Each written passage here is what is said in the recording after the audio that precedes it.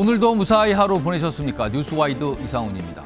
어제 10시간 넘게 이뤄진 공수처 조사에서 진술을 거부했던 윤석열 대통령이 오늘은 공수처 조사를 전면 거부했습니다. 그리고 앞서서 윤석열 대통령 측이 체포영장이 위법하다면서 신청한 적부 심사가 지금 서울중앙지법에서 진행되고 있습니다. 자, 이런 가운데 국회에서 오늘 열린 국민의힘 의원총회에서 권성동 원내대표가 눈물을 보였습니다. 윤석열 대통령에 대한 얘기를 하면서인데요. 이런 가운데 오늘 공개된 정당 지지율에서 국민의힘이 민주당을 5차 범위 내에서 역전을 하는 모습이 공개가 됐습니다. 자, 이런 주제들과 함께 저는 1분 뒤에 돌아오겠습니다.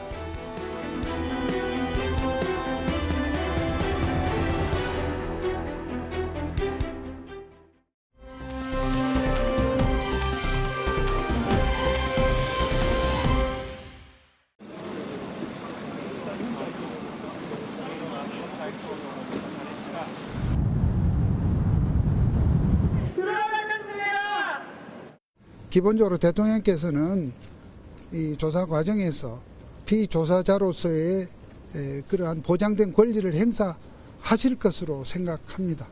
2020년 11월, 12월 그 당시에도 윤 총장은 법무감찰 담당관의 조사에도 불응하고 또 징계위원회에 대해서 기피 신청도 하고 뭐 이런 갖가지 온갖 주장들을 투망식으로 하였고요. 감찰을 반대하도록 집단적 의견을 내도록 하고 또 언론전을 벌였습니다. 어제 체포영장 집행 과정 참으로 많은 모습들이 있었죠. 그런데 오늘도 오전부터 여러 가지 모습이 지금까지 진행이 되고 있습니다. 앞서서 뉴스와이드 시작하면서 전해드렸죠. 윤석열 대통령이 공수처 조사 전면 거부했다는 거. 그런데요, 지금 서울중앙지법에서는 윤석열 대통령의 체포영장이 적합한 것이냐, 체포가 맞느냐 아니냐를 따지는 심사가 지금 진행되고 있거든요. 그런데 그 법원 밖에는요, 집회가 열리고 있습니다. 저런 모습입니다, 지금. 태극기가 등장한 걸로 봐서는 윤석열 대통령을 지지하는 분들의 집회로 보이죠? 추정이 됩니다. 지금 이 시각 서울중앙지법 앞인데요. 그러니까 체포 적부심 심사가 진행 중인 겁니다. 당초에는요, 윤석열 대통령이 이 심사에 직접 참석할 수도 있다는 얘기가 잠시 있었어요. 그런데 최종적으로는 변호인들만 참석하고 윤석열 대통령은 참석하지 않았습니다. 보통 이런 경우는 참석하는 경우가 많이 있었다 그래서 윤석열 대통령도 혹시 본인이 직접 나서서 여러 가지 설명과 호소를 하는 거 아닌가라는 예상이 있었지만 변호인만 참석을 한 상태입니다. 그리고 오후 5시니까요. 얼마 안 됐습니다. 지금 진행이 그때 시작해서 지금 쭉 진행이 되고 있는 상황입니다. 지금 체포 적부심이 진행되고 있는 서울중앙지법 앞입니다. 앞서서 어제 체포영장이 집행된 뒤에 윤석열 대통령 측에서 이거 체포 문제 있다, 따져보겠습니다라고 하면서 적부심 신청을 서울중앙지법에 했습니다. 왜 중앙지법이 강조되냐면요. 앞서서 체포영장은 서울 서부지법이었죠. 그런데 윤석열 대통령 측에서는 중앙지법에서 뭔가 처리하는 게 맞다는 주장을 계속했거든요. 그래서 이 적부심 심사 청구도 서울중앙지법에 청구했고 지금 여기서 심사가 진행 중인데 법원 밖에는 지금 저런 모습이 오후부터 쭉 진행되고 있는 상황입니다. 속보 형식으로 나왔죠. 법원 윤석열 대통령 체포 적부심 신문 중이다. 이렇게 돼 있습니다. 그렇다면은 체포를 집행한 공수처 쪽 검사들 그리고 윤석열 대통령 변호인들이 판사 앞에 서서 지금 여러 가지 얘기들을 하고 있을 겁니다. 자, 이게 언제쯤 나올 것인가? 이것도 좀 관심사인데요. 요 얘기는요, 뉴스와이드 중간쯤에 아주 집중적으로 분석해 드리겠습니다. 자, 그럼 오늘 준비된 내용 바로 들어가 보겠는데요. 많은 분들이 오늘도 이런 얘기를 하십니다. 윤석열 대통령 지금 서울 구치소에 구금돼 있거든요. 그렇다면 구금된 장소가 구체적으로 어떤 모습입니까? 그리고 거기는 어떻게 되고 경우는 어떻게 됩니까? 이런 질문들을 저에게도 참 많이 하시더군요. 화면 좀 보겠습니다. 자, 이 구금된 장소의 공식 명칭은 구인 피의자 대기실입니다. 여기 보시면은 뭐 시설들이 막 그려져 있어요. 뭐 TV도 보이고 뭐 밥상, 매트리스, 화장실 그리고 CCTV로 딱 24시간 약간 감시가 되는 상황이라고 그러죠. 이런 모습인데 자 우선 이 얘기 좀 해보죠. 손정혜 변호사 나와 계신데요. 구금 피의자 대기실 이거 어떤 곳입니까? 네, 정확하게는 구인 피의자 대기실이라고 칭하는 것이 예. 맞을 것 같고요. 그러니까 구속된 신분이 아닌 현재 대기 중인 피의자가 일시적으로 기걸하면서 구속영장 실질심사에 구속 여부를 기다리는 어떤 공간이다라고 보시면 될 것 같고요. 그러다 보니까 혼자 독거실에 한 3평 남짓한 공간에 대기하고 있는 상황이다 이렇게 말씀드릴 수 있고 예. 현재는 체포된 피의자이고 구속된 피의자가 아니기 때문에 간이 신체 검사라든가 일정 부분의 신변의 안전을 위한 여러 가지 간이한 절차를 거쳐서 이제 입실을 한 것이고 예. 현재 지금 혼자 있는 것으로 알려지고 있는데요. 만약에 구속영장 청구 이후에 다시 구속된 피의자로 전환된 경우에는 이 구인 피의자 대기실에서 나와서 또 다른 이제 실을 배정받고 이동할 가능성이 있고 그때는 또 정밀 신체 검사를 받게 되는 차이가 있습니다. 그러니까 지금 서울 구치소에 이 건물 그러니까 뭐 무슨 동 이런 이름이 붙잖아요. 그 여러 가지가 있는데 이 피의자 대기실 지금 대기실이 엄격히 이 대기실은 뭐 이름이 보안청사라는 곳에 위치되어 있다 그래요. 그리고 만약에 구속영장이 청구돼서 이게 발부돼서 이제 구속이 되는 상태면은 다른 건물로 또 옮겨가겠는데 거기는 뭐 미결수 수용동이다. 뭐 이런 이름도 붙여 있다 그러죠. 지금 현재는 윤석열 대통령이 지금 체포 적부심 심사도 불출석했으니까 지금 이 방에 지금 이 시각 이 방에 머물러 있는 걸로 지금 봐야 됩니다. 이런 모습이라고 합니다. 자, 그리고요. 어제 밤까지 10시를 조금 넘은 시간까지 공수처에서 조사를 받았잖아요. 그리고 그 밤에 서울구치소로 이동이 됐습니다. 그렇다면 그 이동한 이후에 어떤 과정과 어떤 생활을 거쳤을 거 아니에요. 뭐 이런 것도 오늘 설명이 많이 나와 있더군요. 정리해보죠. 바로 이 내용들입니다. 구금 상태인 거예요. 그럼 어제하고 오늘 이틀간 모습은 어땠을까? 그러니까 체포 당시에 넥타이를 하지 않은 양복 차림이었잖아요. 근데 이 차림을 그대로 유지한 채로 뭐 취침 또는 밤을 보냈다는 거예요. 구치소에서 지급한 생활복인데 이게 이제 편한 어떻게 보면 운동복 스타일의 생활복이라고 하는데 이거는 착용하지 않고 어제 체포될 당시에 착용했던 이 넥타이를 하지 않은 양복 차림을 유지한 채로 계속 있다. 그리고 식사가 뭐 세끼 식사 제공되잖아요. 아침 식사 이런 게 제공이 됐는데 뭐 시리얼 뭐 이런 얘기가 나와요. 시리얼 등등 포함된 건데 좀 남겼다라는 얘기. 그리고 많은 분들이 이제 이것도 궁금해 하시더군요. 서울 구치소 들어갔으면은 경호는 어떻게 되는 거냐 이건데 손정혜 변호사 경호는 어떻게 진행됩니까 정말? 네, 현재 경호법에 따라서 지금 현직 대통령이 구속될 경우를 상정해서 규정이나 규칙이 마련되어 있지 않기 때문에 예. 규정이 없는 부분에 있어서는 협의해서 그때그때 이제 조율해야 되지 않을까라는 생각이 들고요. 일단 경호법상 현재 상태는 경외에 대통령이 존재하는 것이기 때문에 경외에 있는 경호를 대기해서 지금 현재 경호원들이 구치소 외부에서 대기 중인 것으로 알려지고 있습니다. 다만 구치소도 사실은 보안구역이기 때문에 이렇게 경호 목적인 직원들이 수시로 드나들 수가 없는 상황이거든요. 그렇죠. 그러니까 결국은 구치소와 실질적인 협의에 이뤄야 되고 그 협의 시점은 이제 구속된 피의자로 확정이 된다고 한다면 장기간 구금될 가능성을 대비해서 그 당시에 경호 직원들이 어떻게 대처할지에 대한 고민을 할 것으로 보이는데 예. 현재는 임시적이나마 경내 CCTV를 통해서 혹시 외부인의 위해 가능성이나 이런 것들을 경호 직원들이 살펴보는 정도의 경우와 그리고 오늘까지는 만약에 이동 시에 경호 차량을 이동해서 이동하는 정도의 어떤 경호를 했던 것으로 보입니다. 그러니까 이게 사상 초유의 일이에요. 경호를 철저하게 받는 현직 대통령이 체포가 되면서 구치소에 구금이 됐다. 그러니까 그럴 때는 경호를 어떻게 합니까? 규정 자체가 없답니다. 그래서 이거는 아마도 경호처와 이 구치소를 관할하는 법무부겠죠? 여기서 뭔가 논의를 해야 된다 그래요. 그래서 일단은 윤석열 대통령이 구금이 돼 있는 저 장소가 있는 건물에서 좀 떨어진 곳에서 뭐 경호관들이 한 7, 8명 정도이 그냥 대기 상태로 있다. 이 정도만 알려집니다.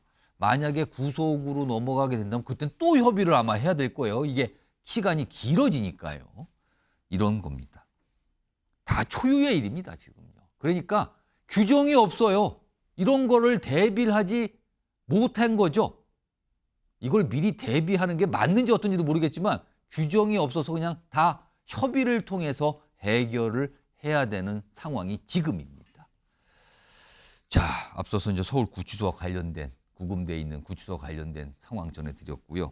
지금 아까 방금 전에 영상 보셨죠? 법원에서 이 서울중앙지법 이 윤석열 대통령에 대한 체포 적부심 지금 신문이 진행 중인데 이와 관련된 내용도 좀 정리해 볼까요? 화면에 있습니다. 어제입니다. 윤석열 대통령 변호인단이 청구를 해요. 이거 공수처의 체포 이거 부당합니다. 문제 많습니다. 따져주세요. 체포 적부심 청구를 한 겁니다. 그러니까 체포가 부당하면서 법원에 석방해달라는 요청인 거죠. 그러니까 서울중앙지법에다 청구해서 여기서 지금 심사를 하고 있는 거예요. 뭐 여기 보면 형사 32 단독 뭐 재판부 배당됐다. 그리고 오늘 오후 5시에 이제 시작이 됐어요. 그럼 시간이 좀 걸리겠죠? 그리고 신문이 끝나도 판사가 판단할 시간이 또 있을 거예요. 자, 그러면요.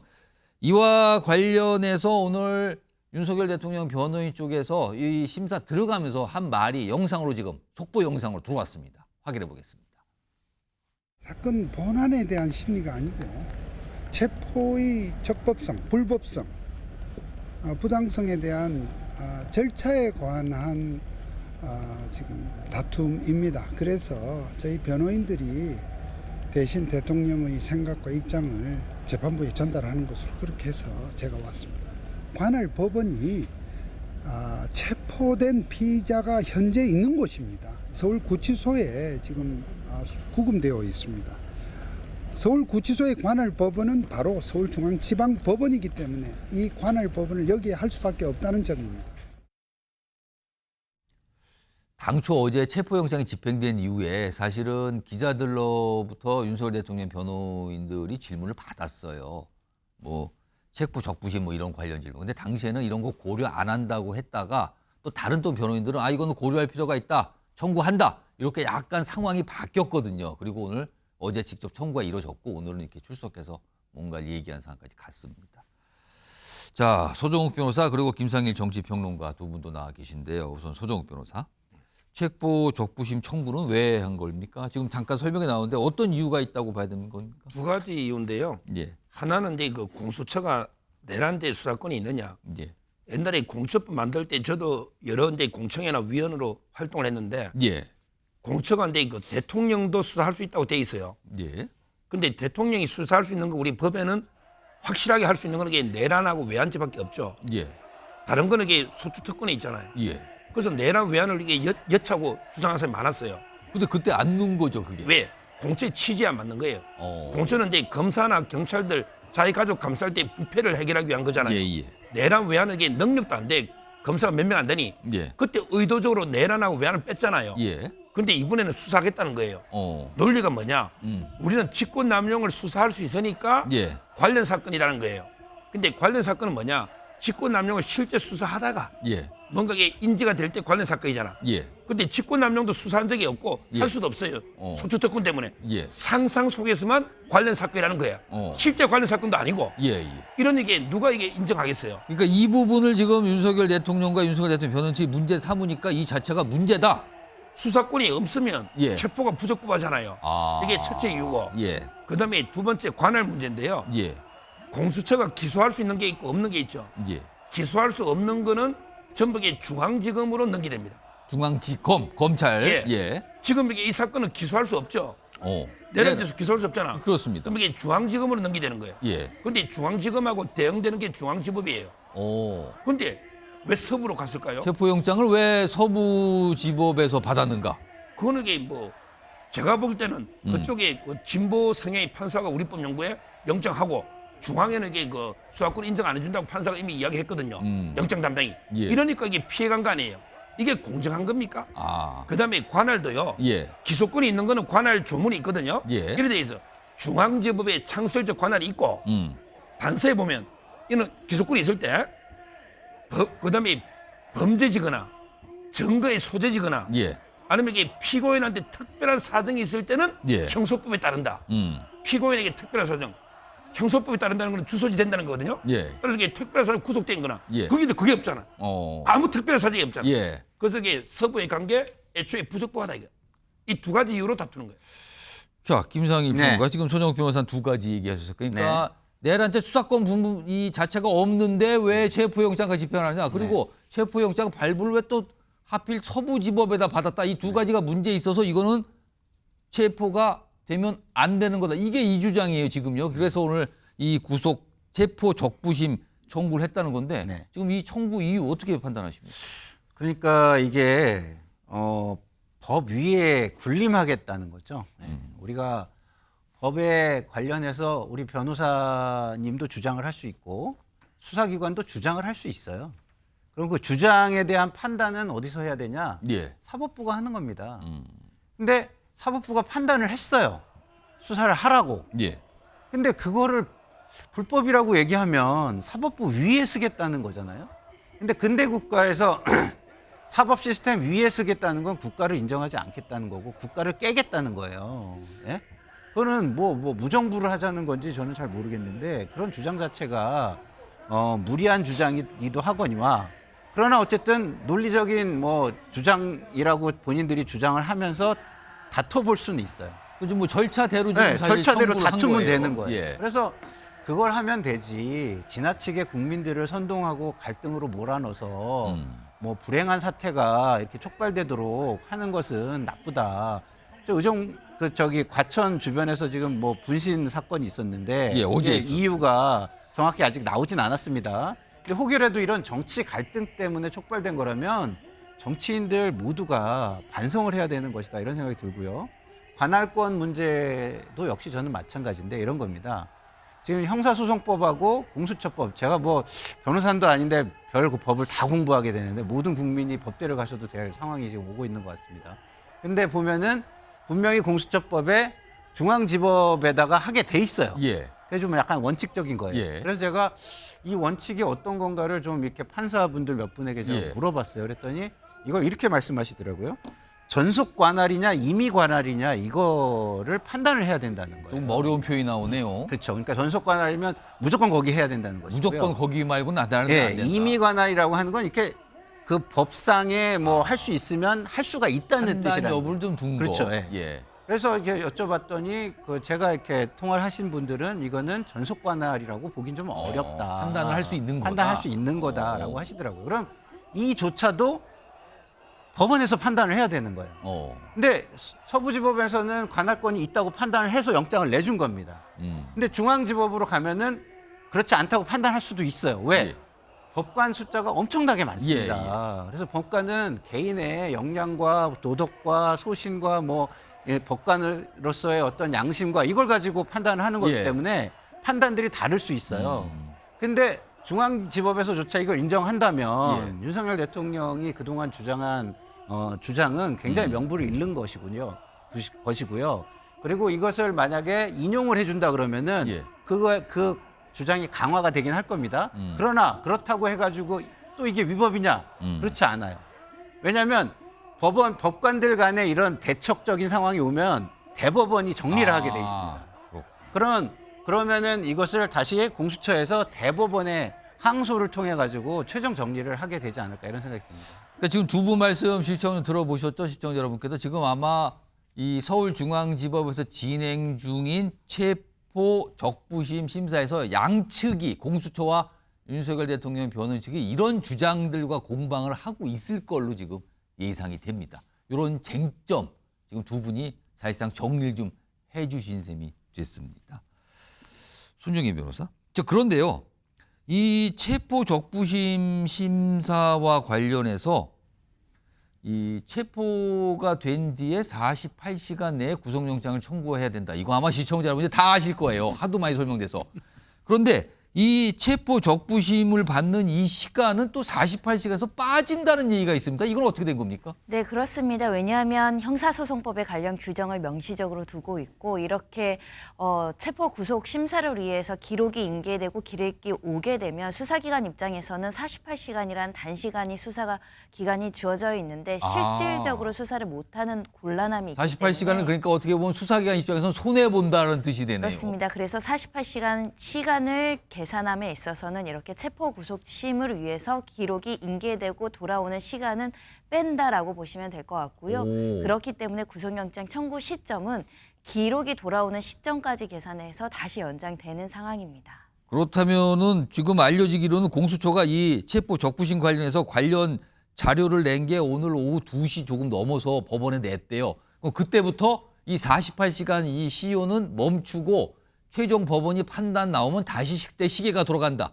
이 뜻이 되겠네요, 지금요. 그럼 지금은 48시간 그 시안이 지금은 정지된 상태라고 봐야 된다는 겁니다, 지금요. 아, 이게 또 정말 시청자 여러분들이 뜻하지 않게 많은 법 공부를 하고 있는 것 같아요, 정말요. 지금 이런 얘기까지 지금 보도가 되고 알려지고 있는 겁니다, 지금요. 이런 상황에서 지금 당장의 관심은 그러면은 오늘 지금 체포 적부심 심사를 벌이고 있는 법원이 과연 어떤 판단을 할까? 일단 민주당에서는 뭐 그러니까 예측을 했는데 일단 법원이 이거 받아주겠습니까? 약간 이런 전망을 내놓더군요. 일단 그 목소리 들어보죠.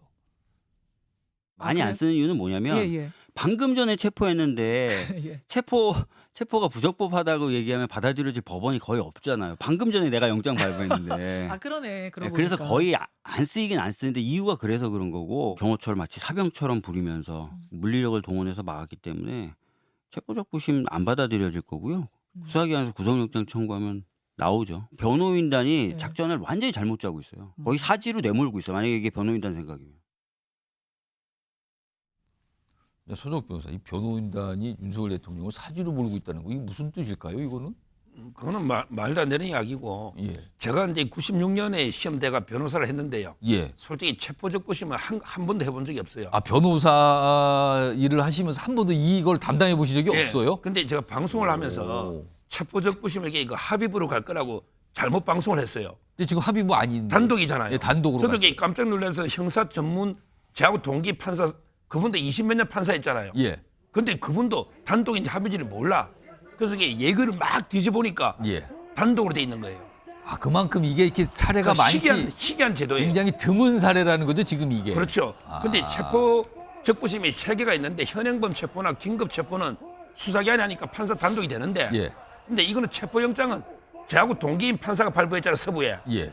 한참 선배가 발부한 걸 16년 후배 판사가 혼자서 이게 적부심을 심사한다. 이것도 좀 웃기잖아요. 단독이니까 혼자 하는 거죠. 한참 후배예요. 뭐, 근데 아무튼 이분은 44개고 그분은 28개야. 아무튼 뭐 기수 얘기하시는데 그렇게 됐어요, 지금 예. 상황은. 그러니까 예. 제 말은 저는 법리만 놓고 보면 이게 인용해 주는 게 기각 체포 적부심에서 인용해 주는 게 맞아요. 이 체포 불법 체포입니다. 예, 그런데 근데 이제 모르죠. 같은 게 선배 판사가 한 걸 후배 판사가 뒤집는 게 또 여론도 있고 이게 또 같은 판사하고 엄청나게 압박은 받을 거예요. 예. 그러니까 저는 오늘 담당하시는 판사님이 예, 오로지 이게 법과 원칙만 보고 예. 여론이나 이런 거 이게 자구우면하지 말고 음. 원칙대로 하면 이게 이 체포는요 누가 봐도 이게 불법입니다. 저는 인용해야 빨리 대통령 석방해 주는 게 맞다 봐요. 알겠습니다. 지금 소정 그 변호사는 누가에 저는 안 들어가나 보네요. 아, 소정 변호사는 지금 법적인 판단과 함께 본인의 어떤 생각을 살짝 섞어서 말씀하셨는데 손정혜 변호사 글쎄 이게 드문 경우라 그러는데 이거 언제쯤 결과 나올 것 같습니까? 이거? 보통의 경우에는 판단의 시간이 오래 걸리지 않습니다. 예. 체포영장이라는 건 소환 조사에 불응하기 때문에 발부하는 영장이기 때문에 그 적법 요건이 확인이 된다고 한다면 적법하다라는 판단이 이제 바로 뒤따를 수 있는데 현재는 수사 관할권이라든가 수사 주체와 관련해서 양쪽에서 오랫동안 지금 변론을 할 가능성이 있기 때문에 통상의 사건보다는 조금 시간이 걸릴지언정 예. 통상 예정되는 건 오늘 안에 판단을 내릴 오늘 수 있다. 자정 전에는 나올 걸로 네, 봐야 다만 됩니까? 이제 그 공방이 길어지고 종결이 좀 늦어지고 하는 경우에는 또 내일 새벽까지도 진행될 수 있다라는 점인데요. 이제 상식적으로는 판사가 발부한 체포영장을 불법이라고 이야기하는 것 자체가 좀 반상식적인 점이 있습니다. 더군다나 서부지방 판사 3명이 적법성을 담보하는 결정 하에 발부하거나 이의 신청을 기각한 상황이기 때문에 통상 체포 적부심이 인용되는 경우가 오히려 굉장히 그 비율이 굉장히 낮다라는 점을 매우 드문 말씀드릴 수 경우다. 있고요. 그런 경우는. 그리고 아까 말씀드린 공수처법 31조는 예. 공수처가 공수를 제기하는 사건에 대한 관할 규정이고요. 예. 그러니까 이 공소 제기는 지금 공수처가 할 수가 없고 서울중앙지검이 하게 되겠죠. 예. 그러면 원칙으로 돌아가서 준용 규정인 검찰청법과 형사소송법을 준용할 수 있습니다. 그러면 형사소송법상 이 피의자 피고인의 주소지가 관할이 있습니다. 예. 그런 측면에서는 이 체포영장이 누가 봐도 명백한 하자가 있거나 불법이 지대한 경우가 아니라면 통상적으로는 인용하지 않습니다. 알겠습니다. 지금 세 분께서 설명을 해주셨는데 제가 세 분께 잠시 당부를 드리면 이 법률적 용어가 굉장히 많아요. 맞아요. 이게 형법, 형사소송법 얘기 나오는데 물론 이 최근에 이런 시사 상황, 정치 상황을 많이 보신 분들은 뉴스와이드를 보시는 시청자 대부분은 제가 이해하시라고 생각합니다. 이해하실 거라고. 그렇지만 오늘 뉴스와이드를 오랜만에 보셨거나 드물게 보신 분들은 아니 도대체 무슨 소리를 하는 거지 이렇게 생각할 수도 있어요. 그러니까 세 분께는요 가능한 아주 쉬운 평이한 용어로 전문 용어는 가정한 배제하고 평이한 용어로 논평을 해주시면 시청자 여러분 이해하시기가 더욱 편할 거라고 생각이 듭니다. 제가 이거 잠깐 당부 드리고요. 다음 주에 넘어가 보겠는데 역시 이것도요 법적으로 따져봐야 되는 문제가 많이 있는 사안이거든요. 이 주제는 키워드 준비되어 있습니다. 전면 거부 대 구속영장.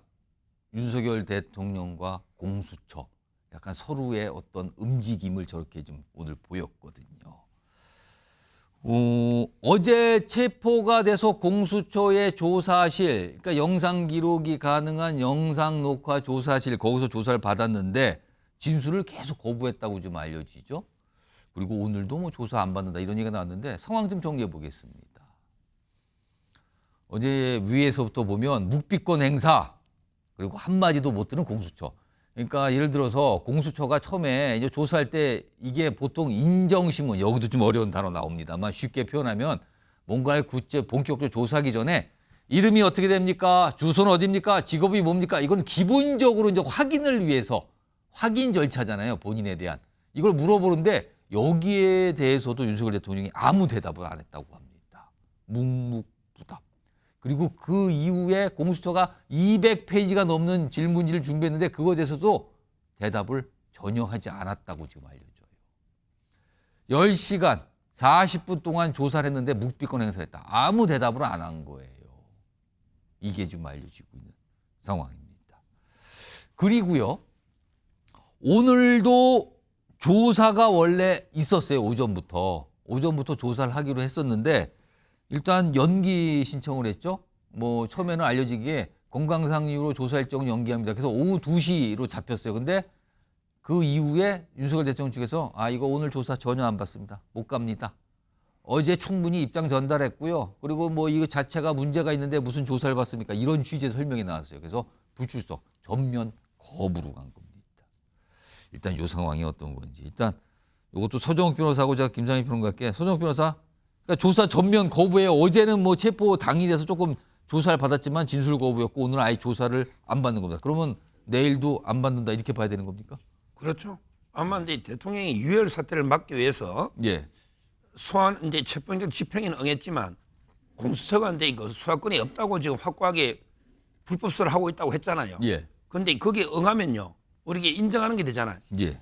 그러니까 이제 그 조사에 전면 거부하는 거는 맞고요.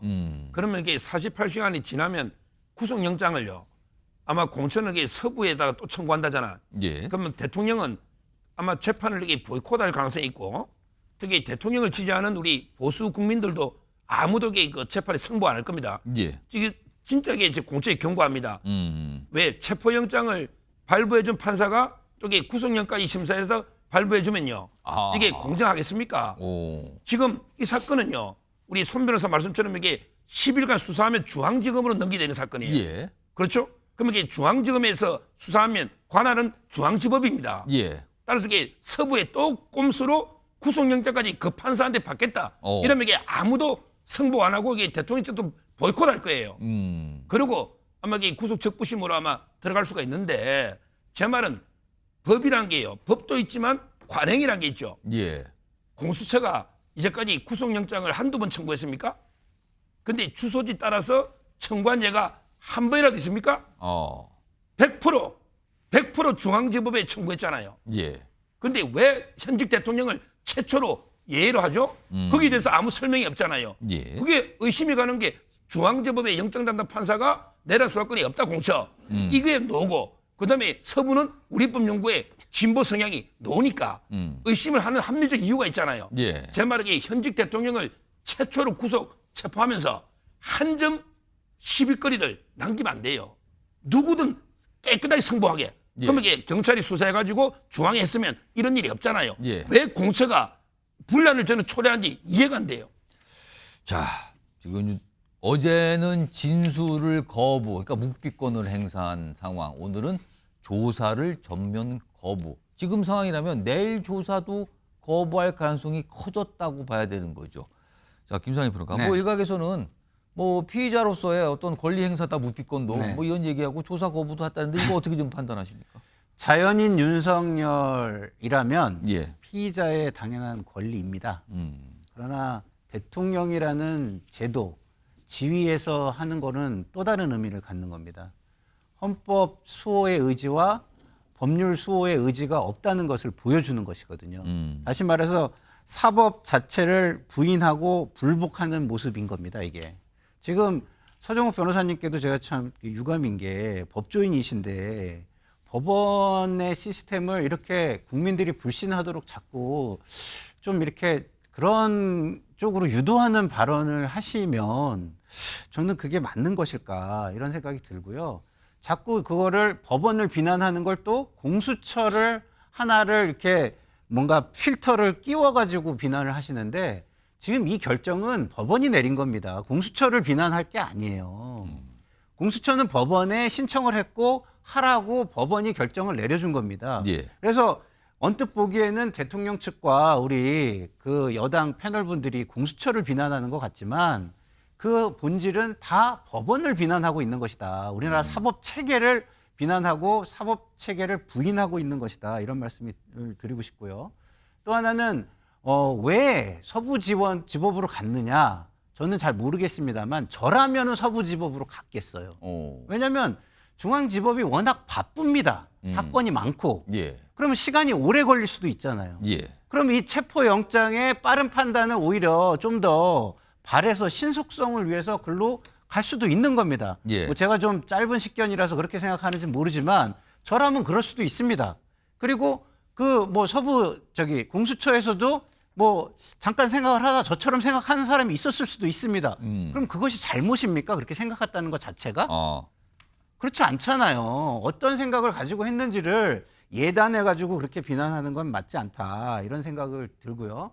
대통령께서는 자연인이 아니라 자연인보다는 대통령으로서 역사의 기록을 쓰고 있다는 점을 좀 자각하시고 이런 사법을 부정하고 불신하는 모습이 굉장히 안 좋은 역사의 선례로 남고 있다는 것을 아셨으면 좋겠고요. 박주민 의원이 뭐 사지로 몰고 있다 그랬는데 저는 그렇게까지 표현은 못하겠습니다만 어쨌든 이렇게 하면 헌재 재판과 법원 재판에는 굉장히 불리해질 수도 있다는 거는 인지하면서 행동을 하시면 좋겠다는 생각이 그러니까 지금 윤석열 대통령은 진술 거부 그리고 오늘은 공수처 조사 거부 뭐 이런 모습이죠. 이런 가운데 공수처 구속영장 청구하겠다는 걸 이미 사실상 예고한 상태죠. 그렇다면 이 구속영장 청구 어떻게 진행이 되고 이루어질까? 이거 내용 좀 정리해 볼까요? 내면 있습니다. 화면에 보시면요.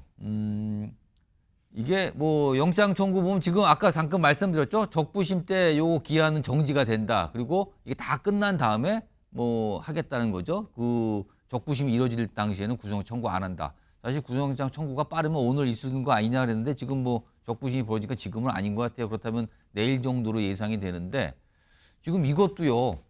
관할 어디서 하는 갖고 싸워요 지금요. 윤석열 대통령 측은 계속 이 주장을 하죠. 서울중앙지법이라니까요. 계속 그 얘기를 하는 거예요. 거기에다 뭘 다 해야 된다는 주장을 하죠. 근데 이제 공수처는 구속영장을 청구하게 되면 서울 서부지법에 청구하겠다 이런 걸 이미 예고한 상태입니다. 그리고 만약에 영장이 발부되면 지금 이런 얘기가 나왔죠.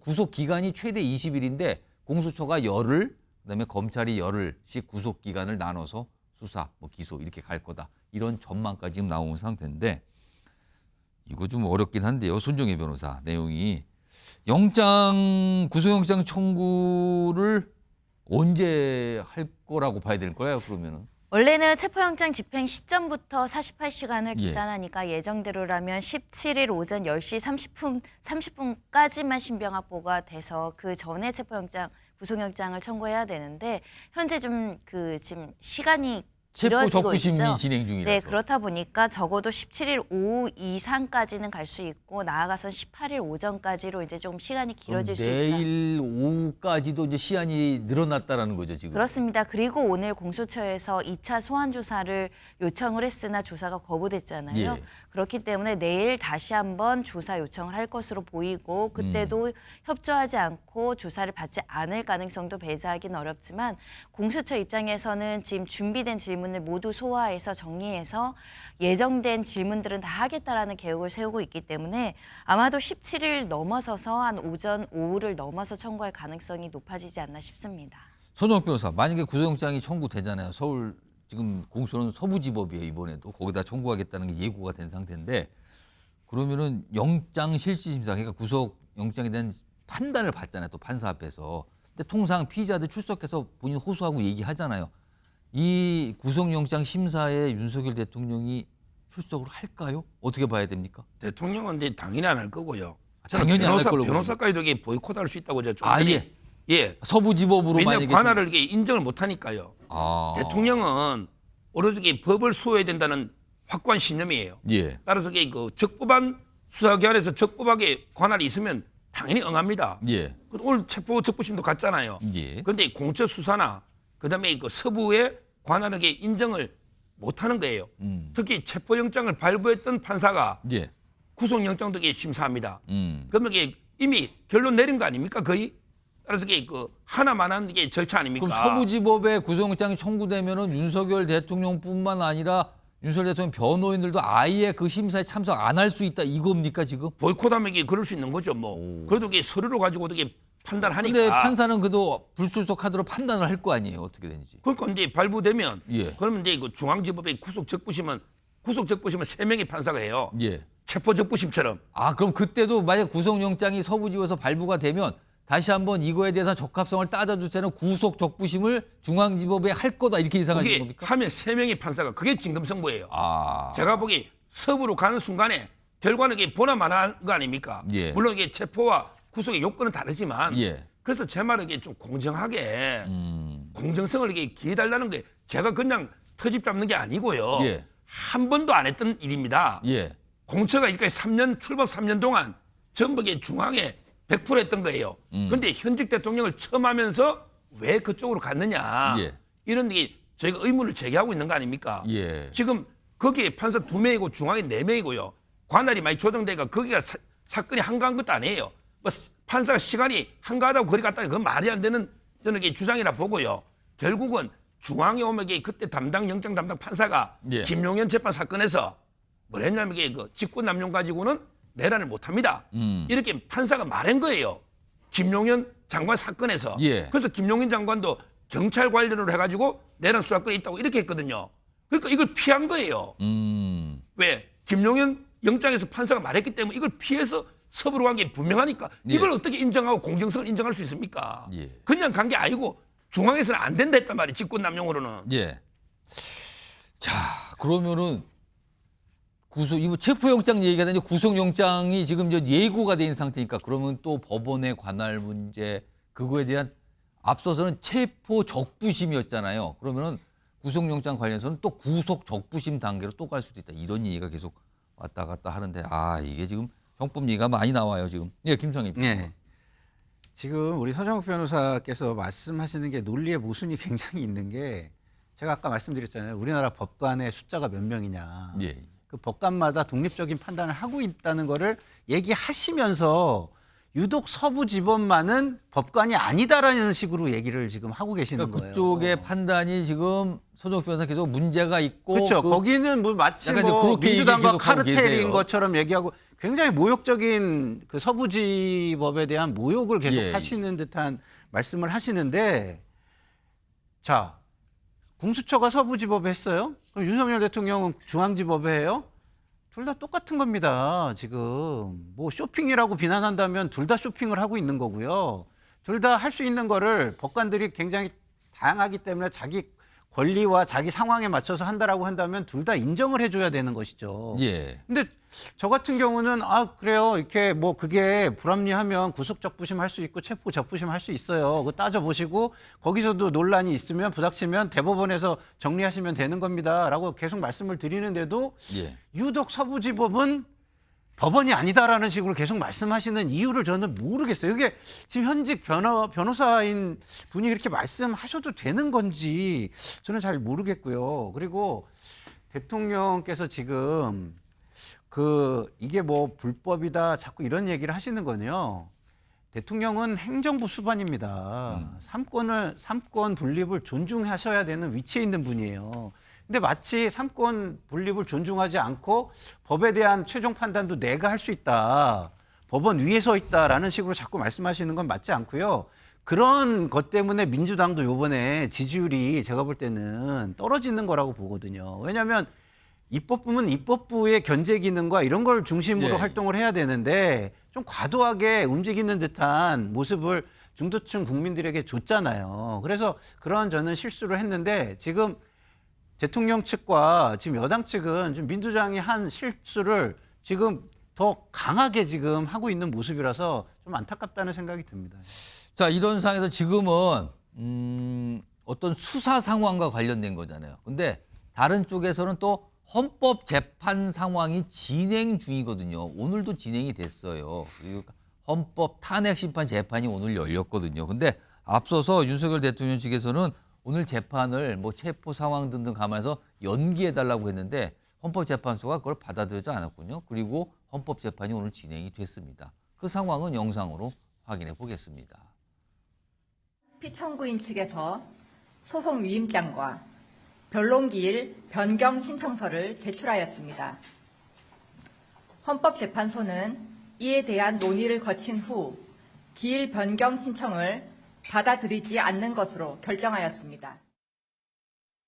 자, 이렇게 해서 윤석열 대통령 측에서 이것도 날짜 좀 연기해 주세요 했는데 안 봐줬어요. 그리고 심판이 진행이 된 거죠. 이런 상황입니다. 자, 그런데 얼마 전에 윤석열 대통령 측에서 이 헌법재판소에 어떤 답변서를 제출한 게 있어요. 계엄령 선포 당시에 포고령이 공개가 됐잖아요. 근데 그 포고령에 보면은 뭐 정치 활동을 금한다, 막 국회 관련 얘기가 있었잖아요. 근데 이거는 헌법상 문제가 있다 이런 지적 많이 받았었거든요. 근데 그와 관련해서 지금 뭔가 의견이 달라요. 주장들이 다르고 있습니다. 화면을 정리해 보겠습니다. 그러니까 윤석열 대통령 측 변호인단 이 포고령, 비상계엄 포고령 이론인데요. 이거를 김용현 전 장관이 과거의 자료를 잘못 뺏겨왔다. 그래서 정치활동 금지하는 거예요. 그러니까 과거에 이게 그럼 옛날에 무슨 군사정권 시절을 얘기하는 겁니까? 하여튼 과거에 그 자료상에는 정치활동 금지하고 이런 내용이 있었는데 그걸 잘못 베껴와서 이게 뜻하지 않게 이렇게 포고령이 작성해서 나간 거다. 이런 주장을 했다 그래요. 헌재에 제출한 답변서에다가.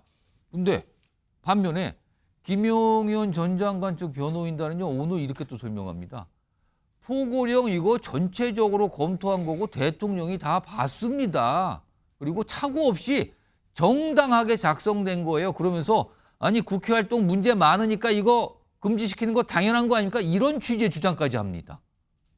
그러면은 대통령 측에서는 김용현 전 장관이 잘못 뺏겨온 거다 과거 거를.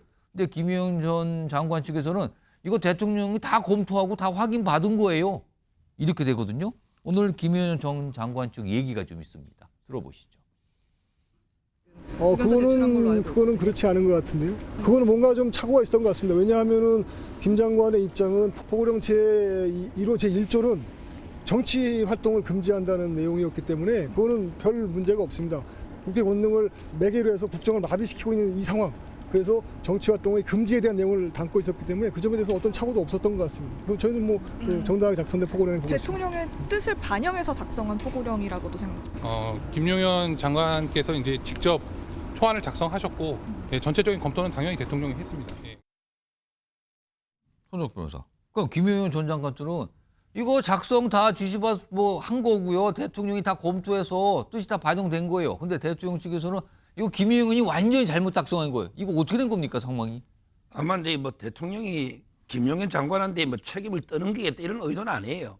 제가 보기에 아마 이제 근데 말이 다른데 지금. 아니 급박한 워낙에 계엄이 아주 급박하게 이루어진 거잖아요. 예. 아마 그 과정이 좀 있을 거예요. 예. 그날 갑자기 하다 보면요 깊이 있는 게 그 법률 검토를 잘 못해요. 왜 그러냐면 이게 그 다른 뭐 법률 비서관들은 자문 받을 것도 아니고 따라서 이게 그 대통령이 볼 때는 크게 보니까 이게 계엄이란 게 이런다 보면 이게 워낙 급박하게 하다 보면 자세하게 법률 검토를 못 하고 일단 이게 초안을 김용현 장관이 만들어 온 거는 맞고 예. 대충 보니까 이제 뭐 정치활동 제한이 가능하다 싶으니까 대통령도 받겠죠.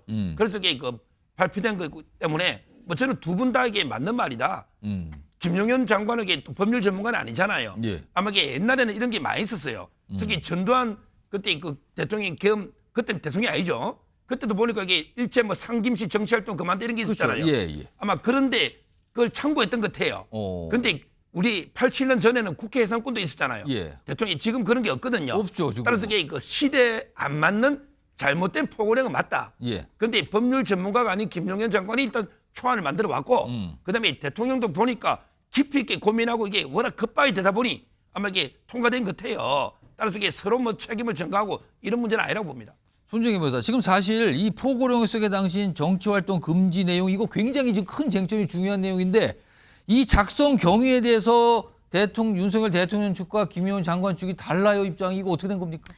네, 사실은 누구 말이 진실인지는 국민들이 판단할 수 있을 거라고 생각합니다. 왜냐하면 김용현 전 장관의 공소장을 보면 상당히 오래 기간 고민해서 오랫동안 준비해서 계엄을 선포한 것으로 사실관계가 정리되어 있고 수개월 전부터 관련자들이 모의하고 계획한 정황들이 모두 드러났을 뿐만 아니라 관련된 군 지휘부도 그와 비슷한 취지의 진술을 하고 있습니다. 그렇다면 오랜 기간 이렇게 고민하고 검토해서 준비해서 이렇게 계엄 선포령을 했는데 급박한 사정에 의해서 부주의로 과실로 이게 잘못 기입됐다라는 주장은 설득력이 굉장히 낮다라고 말씀드릴 수밖에 없고요. 결국은 나의 책임의 정도를 떨어뜨려서 책임을 회피하기 위한 전략을 쓰고 있고 국방부 장관이 한 직접적인 행위에 대해서 나는 인식하지 못했고 과실이라고 주장함으로 인해서 형사 책임이나 이 탄핵 심판에서 유리한 어떤 진술을 하기 위해서 이런 주장을 하는 것으로 보이지만 단적으로 하나만 말씀드리면 그 당시 야간 통행 금지를 국민들을 위해서 내가 삭제했다. 이 부분에 일치되는 진술 같습니다. 그럼 그거를 삭제할 정도이면 진지하게 이 포고령을 검토했다는 것이고 이 문구에 대해서 용인하고 실제 그렇게 지시하라고 했던 객관적인 사실이 있는데 이거를 김용원이 혼자 써서 내가 이거를 착오로 넣었다라는 주장을 국민들이 어떻게 이해할 수 있겠습니까? 향후에 이제 헌법재판소도 이것도 판단해 보겠죠. 뭐 아무튼 상황은 이렇게 돼서 여러 가지 얘기가 좀 나와 있었습니다. 자, 다음 이슈 넘어가겠는데요. 이 내용은 영상이 먼저 준비가 돼 있습니다. 확인해 보시죠.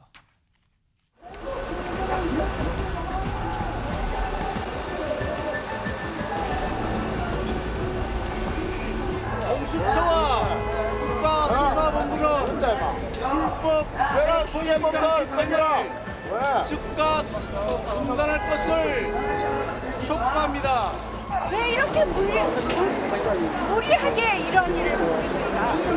이런 물리력을 무리하게 불법적으로 행사하는 것을 대한민국 법치주의를 후퇴시킬 것입니다. 특히 우리 청년들이 자유민주주의의 소중함을 정말 재인식하게 되고 여기에 대한 열정을 보여주시는 것을 보고 이 나라의 미래는 희망적이라는 생각을 갖게 됐습니다.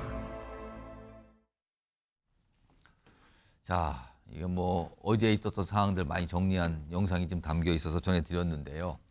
지금 이게 좀 하루 지나서 많이 알려졌죠. 윤석열 대통령이 체포되기 직전에 여당 의원들과 관저에서 만났거든요. 그때 뭐 한 30명 정도 되는 여당 의원들이 관저로 가서 윤석열 대통령 만났다는 얘기가 나왔었는데 그때 당시 어떤 말을 했는지가 좀 나와 있어요. 화면 좀 보겠습니다. 여기 보면 체포 직전 무슨 말을 했나? 여당 의원들한테 했다는 거죠.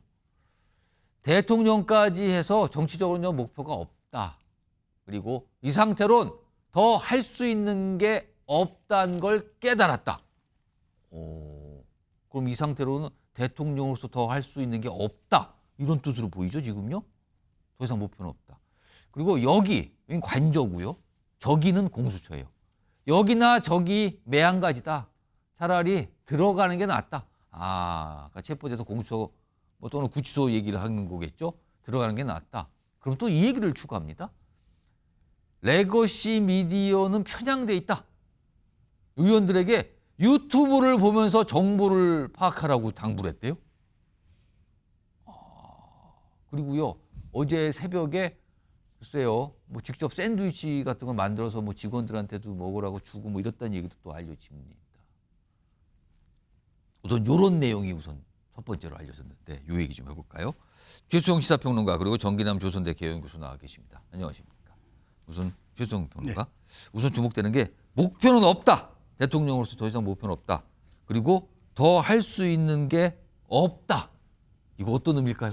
그러니까 첫 번째는 이제 사실 대통령까지 했으니까 그 다음에 정치적인 자리가 더 올라갈 데는 없죠. 그러니까 이제 성공한 대통령으로 남는 게 이제 목표일 텐데 그 다음 말이 이어지지 않습니까? 예. 그런데 내가 할 수 있는 게 하나도 없다. 대통령으로서 할 수 있는 게 하나도 없다. 그러니까 지금 실질적으로 저희 얘기는 뭐냐면 대통령이 공약한 정부조직법 개편이 취임 2년 6개월이 됐는데도 아직도 여가부 폐지하지 못하고 있어요.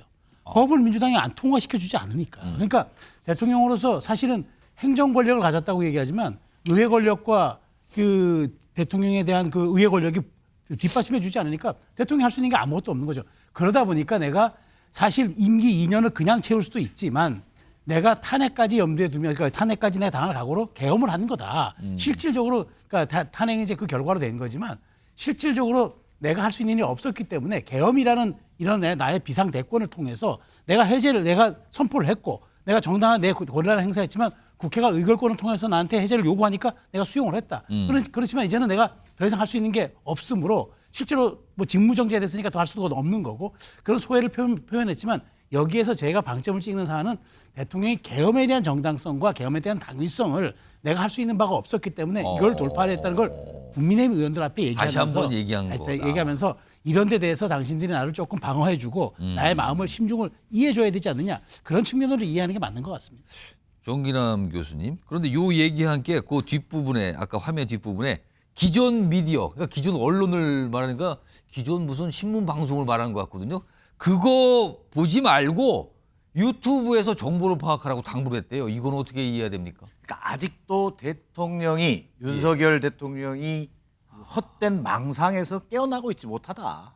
이걸 단적으로 보여주는 게 자 기성 언론, 소위 이른바 레거시 미디어는 보지 말고 자 선동과 선전으로 일관돼 있는 그리고 유튜버들이 활기를 치고 있는 유튜브를 보고 정세를 판단하라고 얘기하는 대통령 저는 마지막 순간까지 체포되는 그 순간까지 자진 출석을 놓고 협상을 하지 않나 이런 비루한 모습을 보인 대통령을 보면서 실망하는 사람도 많을 텐데요.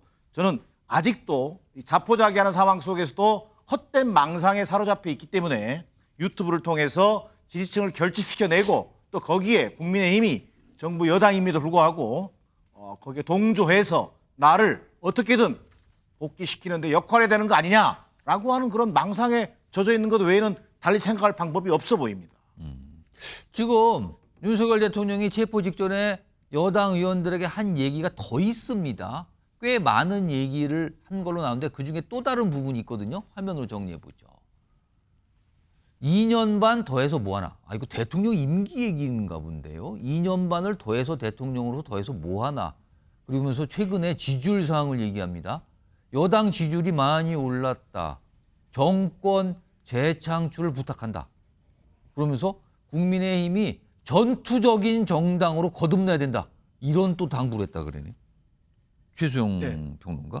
그럼 윤 대통령 스스로 지금 전국 상황이 조기 대선 가능성이 상당히 있다 이렇게 판단을 한 걸까요? 저도 그렇게 생각을 해야 될 것 같아요. 왜냐하면 탄핵 심리라는 건 딱 50대 50 아닙니까? 기각이 되면은 복귀하는 거고 인용이 되면은 파면이잖아요. 파면이잖아요. 예. 대통령 바로 2달 내에 치러야 되는 것 아닙니까? 그렇다면 대통령의 생각은 지금 어쨌든 8인 체제로 가고 있지만 만에 하나 조기 대선이 있다. 그렇다면은 당이 준비를 하라는 식으로 저는 그 들려요. 그러니까 이 지지율 얘기를 꺼내면서 정권 재창출을 부탁한다. 그렇죠. 그러니까 지금 지지율이 뭐 구체적인 수치는 얘기하지 않더라도 최소한 지금 여당과 야당이 지금 다시 골든 크로스가 일어났다는 것들은 이제 여러 가지 정황상 잡히고 있지 않습니까? 그렇다 그러면은 지금 계엄 때와는 상당 부분 사뭇 다른 지금 국민의힘이 지지율을 보여준다는 거는 힘의 균형추가 바뀌고 있다는 얘기죠. 그 얘기 뭐냐면은 혹시라도 조기 대선이 있을 거라면은 지금 국민의힘이 후보를 제대로 내고 당이 분열하지 않고 단일 대우로 잘 가고 만일 계엄의 바다를 건너서 중도 민심까지 조금 확장한다 그러면은 해볼 만하다. 그러니까 당이 전열 정비를 잘해서 여기에 대응해달라. 이 얘기는 굉장히 윤 대통령 입장에서는 실질적으로 당이 좀 부담을 덜어주는 그런 지금 얘기일 수 있고요. 하나 중요한 건 여기에서 어쨌든 국민의힘의 전투력을 이야기한 거는 저는 이렇게 봅니다. 국민의힘 민주당이 정말 무도하게끔 입법권을 남용해가지고 뭐 줄타내기라든가 계속적인 그런 이 의회 폭력을 행사했지만 국민의힘의 방어가 물론 108석밖에 안 되더라도 최소한 이런 점에 대해서는 좀 더 결기를 가지고 대응을 해줘야지 민주당이 어쨌든 이재명 대표에 대한 방탄에 대한 걸 중심으로 무도한 입법 권력을 행사하고 있을 수 있다면 국민의힘도 점잖게만 대응하지 말고 해달라는 건 조기 대선까지 염두에 두고 조금 더 강력한 대야하 투쟁에 한번 나서보라 그런 주문으로 들렸습니다. 정기남 교수님께서 보시기에는 당부가 또 나와 있어요. 아까 유튜브 관련된 당부인데 이번에는 여당을 향해서 전투적인 정당이 돼달라. 모범생이 너무 많다. 전투적인 정당이 돼야 된다. 이렇게 당부했다는데 이건 어떻게 보십니까? 그러니까 아직도 윤석열 대통령은 국정의 혼란, 나라가 어떻게 되든 말든 이 정치적으로 이 문제를 보고 있는 겁니다. 지금 왜 지금 정당 국민의힘 입장에서는 안 그래도 이 정부 여당인데도 불구하고 내란을 옹호하면서부터요. 내란 동조 정당 또 윤석열 바라보기 정당 이런 비판을 받고 있는 상황입니다. 그런 속에서 윤석열 대통령은 최근 정당 지지율의 어떤 상당히 고무된 모습입니다. 자, 정당 지지율이라는 게 결국 어떻게 나타난 현상입니까? 윤석열 대통령이 관저에 농성하면서 소위 말 버티기를 일관했습니다. 그러면 지지층에게 사인을 줍니다. 지지층이 결집해달라. 나를 좀 구해달라. 자, 그러면서 윤석열 대통령은 관저 속에서 무슨 생각을 했겠습니까? 자, 체포를 저지만 하면 이제 또 탄핵 반대 여론이 확산될 거다. 그러면 헌재에서 탄핵도 기각시킬 수 있다. 그러면 내란죄 수사도 무산되는 거 아니겠냐? 라고 하는 그런 망상에 젖어 있었던 거예요. 그런데 그 첫 단계로 본인이 관저 농성을 시작하니까 지지층이 결집하는 양상이 보였단 말이에요. 또 거기다가 갑자기 국민의힘이 여전히 내란 동조 정당으로서의 본색을 드러내기 시작합니다. 진영 논리를 얘기하고 양비론을 얘기합니다. 그러면서 뭔가 방탄 정당의 모습을 그대로 보여주고 있단 말이에요. 여기에 고무된 윤석열 대통령이 자, 지금처럼 제대로 싸우면 정당 지지율 올라갈 것이고 정권 재창출 가능해질 거다. 좀 더 전투적으로 싸워달라라고 하는 주문을 하고 있는 겁니다. 자, 정말 어처구니가 없는 게요. 내란 외환죄 혐의를 받고 있는 수괴이고 우두머리입니다. 이런 사람이 정당 지지를 운운하면서 국민들께 단 한마디 사과하지도 않고 정권 재창출을 거론했다는 것 자체에 대해서 대단히 비참하고 윤석열의 말로를 보는 것 같아서 대단히 안타까운 심정입니다. 자, 하루가 지난 뒤에 저런 얘기들이 이제 알려졌어요. 그러니까 거기에 윤석열 대통령과 만난 이 여당 의원들, 일부 의원들은 또 눈물을 보이기도 했다 그러죠, 현장에서요. 여러 모습인데 그 말들이 전해졌는데 이런 내용들이었습니다. 이런 가운데 윤석열 대통령은 체포가 되면서 관저를 떠나게 된 거죠. 그런데 김건희 여사는 관저에 지금 있는 상황이에요. 어떤 상황인지 이것도 또 말을 통해서 전해지고 있어요. 화면 보겠습니다. 윤 대통령이 여당 의원 만난 상황에서 이 김건희 여사 관련된 얘기를 얘기했대죠. 그러니까 아내가 최근 일로 충격이 커서 잘 일어나지 못한다. 상태가 안 좋다. 건강 상태가 안 좋다는 뜻으로 갖게 되죠. 그리고 어제 윤 대통령을 만난 여당 의원이 여사님 얼굴 너무 안 좋고 힘들어 보인다 이렇게 얘기를 하니까 요새 밥도 거의 못 먹는다. 이런 설명도 했다 그러죠. 그리고 어제 이제 관저에 들어갔다 나왔던 한 의원은 김건희 여사를 봤는데 마음고생 때문인지 얼굴이 굉장히 힘들어 보인다. 막 이런 얘기를 또 언론에 전하기도 했어요. 손정혜 변호사. 윤석열 대통령이 이제 체포된 상태고 김건희 여사는 관저에 머물러 있는 상태인데 김건희 여사에 대한 경우는 지금 어떻게 되는 겁니까, 그러면은? 그러니까 대통령이 체포와 구속이 됐다고 하더라도 경호법상 경호의 어떤 대우가 달라지진 않습니다. 그러니까 현직 대통령인 신분은 유지되고 있기 때문에 예. 체포 이전과 이후에 김 여사에 대한 대통령에 대한 경호법에 따른 그 경우는 변동 없이 이루어진다 이렇게 말씀드릴 수 있고요. 예. 관련 법에 따르면 이 여사 배우자도 대통령에 준하는 경우를 받고 있기 때문에 일부 경호 인력은 지금 구치소 근방에서 대기하고 있지만 남은 잔류한 경호 인원들 같은 경우는 지금 김 여사에 대한 또는 관저에 대해서 경호 업무를 여전히 이행하고 있다 이렇게 보셔야 될 것 같고요. 경호의 어떤 정도나 범위와 예산 범위가 달라지는 것은 현직과 전직이냐에 따라 다릅니다. 현재로서는 현직이기 때문에 동일한 경호 수준을 받고 있습니다. 그러니까 윤석열 대통령이 체포된 상태죠. 근데 향후에 또 혹시라도 이제 구속이 되는 상태까지 해도 뭐 이건 별다른 변화가 없는 거다. 그리고 보시면 윤 대통령 측 관계자가 지금 경호처의 김성훈 처장 굉장히 주목받았죠. 뭐 약간 뭐 강경파란 표현까지 좀 있었는데 김성훈 처장 지금 차장 김성훈 처장 직무대행 정식 원래 명칭은 김성훈 경호차장이죠. 관저에서 김건희 여사 경호 중이다. 이런 설명까지 좀 나왔네요. 아무튼 이런 내용도 좀 전해지고 있습니다. 자, 이런 가운데요. 체포영장, 2차 체포영장 집행 며칠 전에 이런 모습이 있었다고 합니다. 화면 좀 보겠습니다. 김건희 여사 팬카페가 있어요. 그게 지금 뭐 계속 유지되고 있죠. 근데 팬카페에 어떤 명단과 연락처가 올라왔다는데요. 이게 1월 6일 관저 앞 시위에 참석한 여당 의원들과 관련된 명단 연락처인데 빨간색과 파란색으로 표시가 됐대요. 그러니까 참가를 했는가, 뭐 참가를 안 했는가, 뭐 이런 것들 색깔 표시가 되면서 이름하고 연락처. 그 옆에 지금 왼쪽에 보면 이런 모습이었다 그래요. 의원들의 이름, 휴대폰 연락처가 기재된 이런 명단이 올라왔다고 하는데 이게요. 2차 체포영장 집행 전날이죠. 14일에 올라왔다 그래요. 정의당 교수님, 이건 어떻게 봐야 되는 겁니까?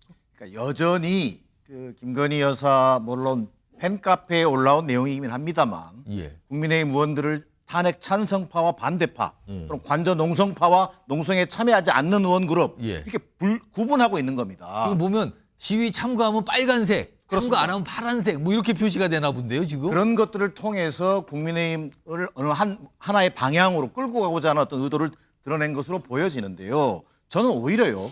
지금 이 관저 농성 과정에서 보여준 실제 윤석열 대통령의 어떤 관저 농성 이런 일련의 과정에서 저는 김건희 여사의 역할은 무엇이었는지에 대한 국민적 궁금증이 좀 있어 보입니다. 실제로 지금 당장 김성훈 경호처장 얘기했습니다만 자 이광호 본부장이랑 체포영장이 발부돼 있습니다. 자 그런데 어제 윤석열 대통령 체포영장 집행 과정에서 윤석열 대통령이 이 소위 이른바 김성호 경호처 차장에 대해서 당장 좀 시간을 갖고 경호 업무에 역할을 하도록 해달라고 부탁했다는 거예요. 저는 이해할 수가 없습니다. 아니, 법적 절차를 이행해야 될 공수처가 윤석열 대통령 피의자의 요청을 받아들여서 경호처 차장을 체포하지 않았다?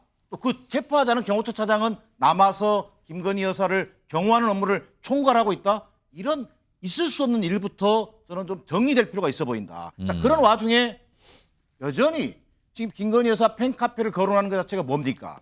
그동안 추구해왔던 이른바 여전히 강성 지층을 결집시키기 위한 여론전의 한 수단으로 김건희 여사의 동정을 흘리고 또 팬카페에 올려진 찬반 또는 청불 이런 표시를 통해서 배신자를 가려내는 이런 일련의 작업을 지휘하고 있는 것이 궁극적으로 김건희 여사일 가능성이 높다는 점에서 대단히 심각성이 있어 보입니다. 지금 보면 저 명단이요. 색깔이 3가지가 있대요. 일단 기본적으로 이름에 빨간색, 파란색. 빨간색은 1월 6일 그 집회 시위 참가자, 파란색은 참가 안 한 의원. 그리고 더불어서 거기에 약간 하늘색으로 보이는 거는 무슨 배신자 뭐 이런 표현이 들어가 있는 거죠. 탄핵 정부에서 배신자다. 이렇게 색깔이 또 추가로 돼 있어요. 탄핵 정부 배신자 명단 포함자. 그래서 또 이런 글도 있대죠. 배신자는 총선 때 한 표도 없다. 최수영 네. 평론가 이건 어떻게 봐야 됩니까?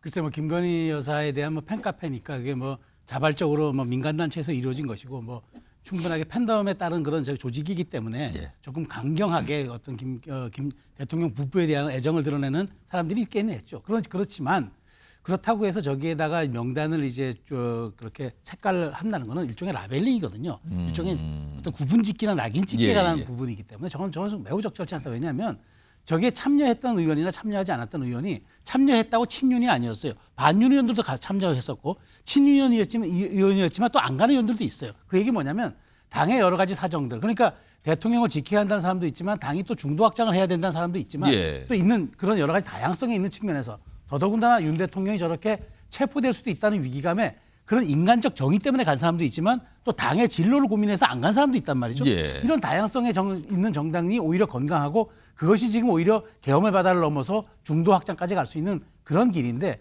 저기에 대해서 저렇게 딱 낙인 찍어서 라벨링을 붙여서 작업하는 거 저거는 매우 부적절한 행위고요.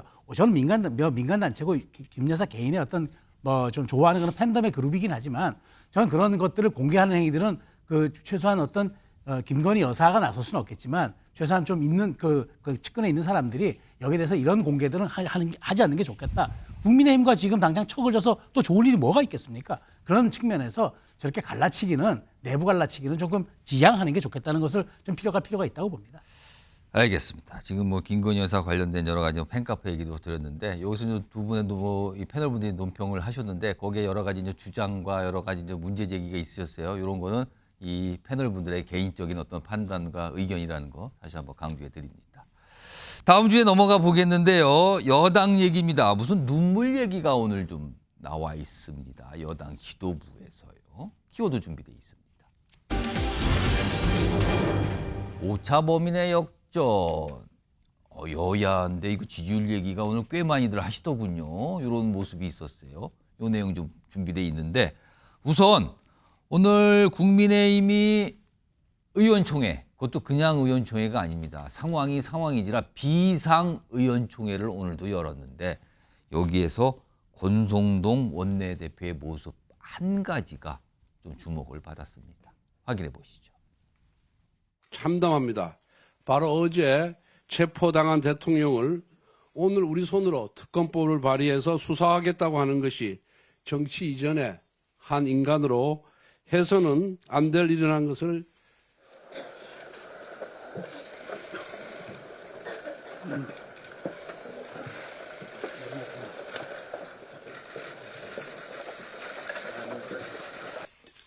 잘 알고 있습니다. 개인적으로 윤 대통령은 저의 오랜 친구입니다. 어젯밤에는 너무나 괴롭고 내가 좀 더 잘할 걸 자책하면서 정치가 뭔지 깊은 회의를 느끼면서 제대로 잠을 못 잤습니다.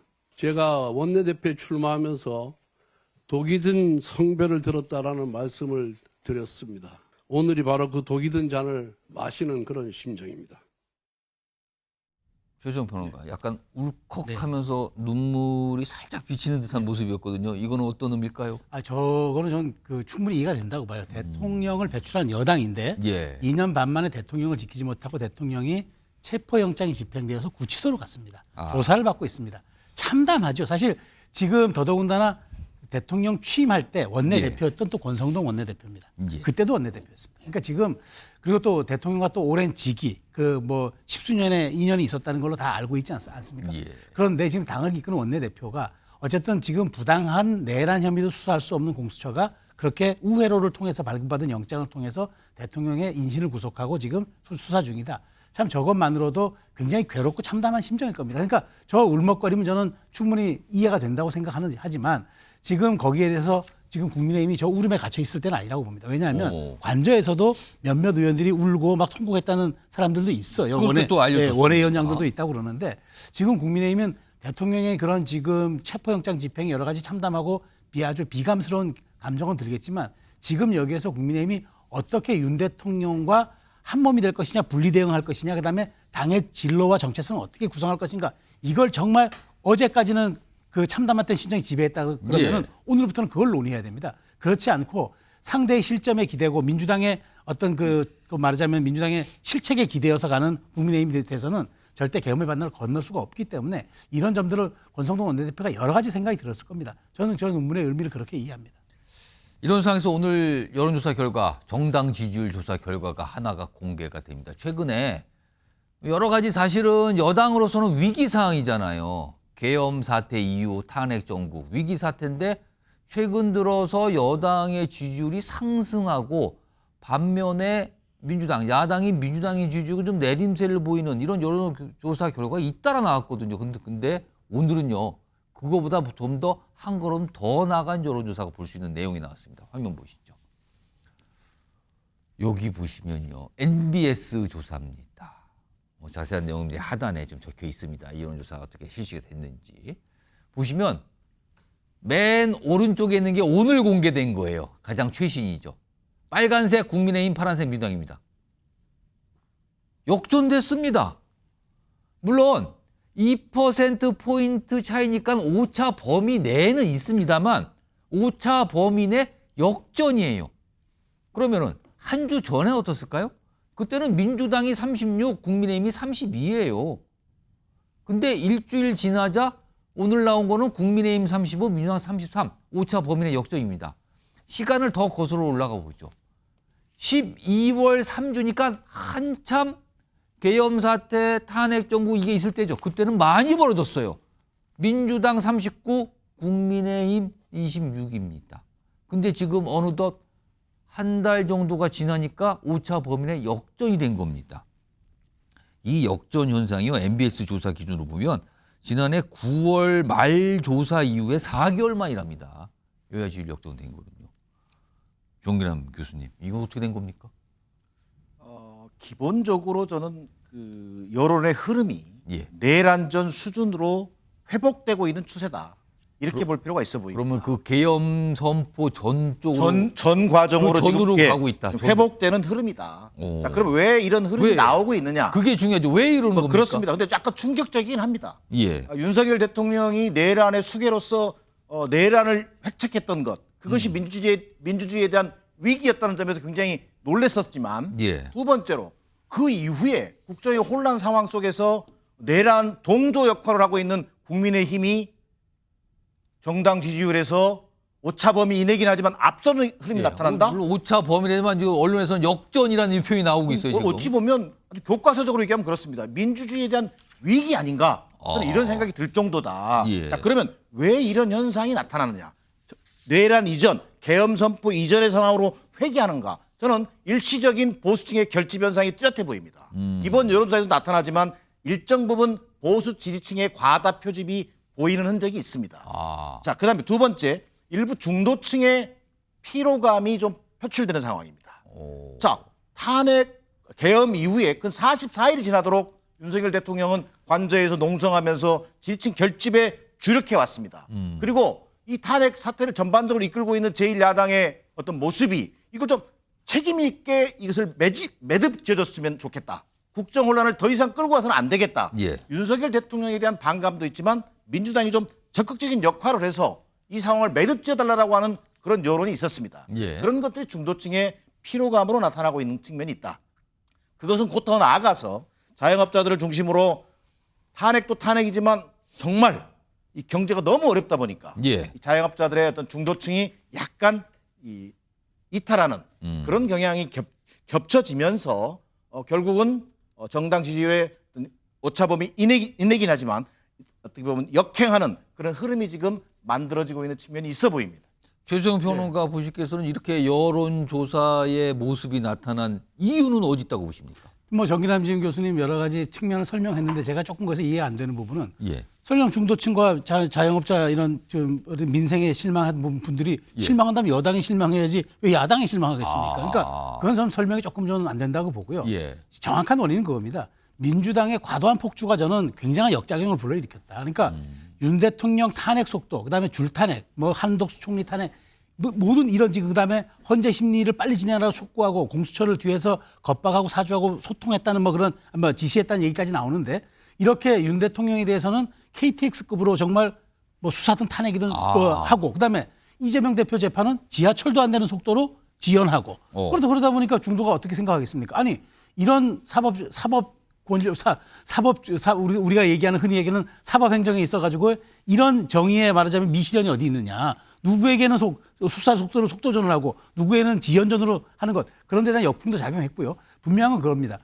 여당이 분열하지 않은 것 이게 또 굉장히 또 말하자면 호재가 된 것 같아요. 그런 측면에서 다만 여기서 우리가 봐야 될 거는 이거는 국민의힘이 자력의 득점으로 획득한 점수가 아니라 상대 실책으로 반사이익으로 얻은 점수이기 때문에 반사이익이다. 제가 보기에 반사이익으로 얻은 점수는 거의 최대치까지 왔다고 보고 이제는 국민의힘이 그렇다면은 득점을 얻을 수 있는 점수로 후반전을 복귀해 줘야지 그렇지 않는다면은 이 지지율이 당분간은 갈 수 있겠으나 자생적으로 계속 가기에는 국민의힘의 자체적인 좀 득점 포인트가 반드시 필요한 시점이라고 생각이 됩니다. 한 말씀만 좀 보태면요. 저는 교수님. 국민의힘의 전략이 어느 정도 먹혀들고 있는 측면이 있다. 주체적으로 보면 그건 뭐냐면 죽은 윤석열을 가지고 또 산 이재명을 잡겠다라고 하는 그런 논리를 지금 펴고 있는 거예요. 그게 이른바 진영 논리와 양비론입니다. 그런 속에서 일정하게 정당 지지율이 일정 영향을 받는 부분이 있는 것은 분명해 보입니다. 지금 속보가 들어왔네요. 윤석열 대통령 변호인단이 공수처장 등 내란 혐의로 고발했다. 어제는 국민의힘이 고발을 또 했었는데 오늘은 윤석열 대통령 변호인단이 공수처장 등을 고발했는데 혐의가 내란 혐의로 고발했다는 거예요. 아, 그럼 또 이게 검찰로 고발을 했겠죠? 또 검찰이 또 판단하는 상황이 되겠네요. 그러면요. 자, 속보가 나옵니다. 지금 고발을 서울중앙지검에 했다네요. 윤석열 대통령 측 공수처장 그리고 국가수사본부장을 중앙지검에 고발했다. 어제는 여당에서 고발을 했는데 오늘은 대통령 변호인단 측에서 고발했다는 내용 속보로 들어와 있습니다. 다음 주제 넘어가 보죠. 앞선 여론조사 지지율 결과 중에서 두 분의 패널분들이 논평을 해주셨어요. 이거와 좀 연관이 있을까요? 이재명 대표의 선거법 2심 재판. 이와 관련돼서 최근에 법원의 어떤 결정이 좀 있었어요. 이렇게 하자라는 그 내용으로 좀 가보겠습니다. 3월 중에 나오나? 3월 중이요? 이재명 대표의 선거법 위반 혐의 재판을 말하는데 지금 2심 재판이 곧 시작이 되죠. 우선 이와 관련된 목소리들이 좀 있습니다. 이재명 대표의 모습 그리고 이거와 관련된 여당 내에서의 어떤 지적 이런 내용입니다. 들어보시죠.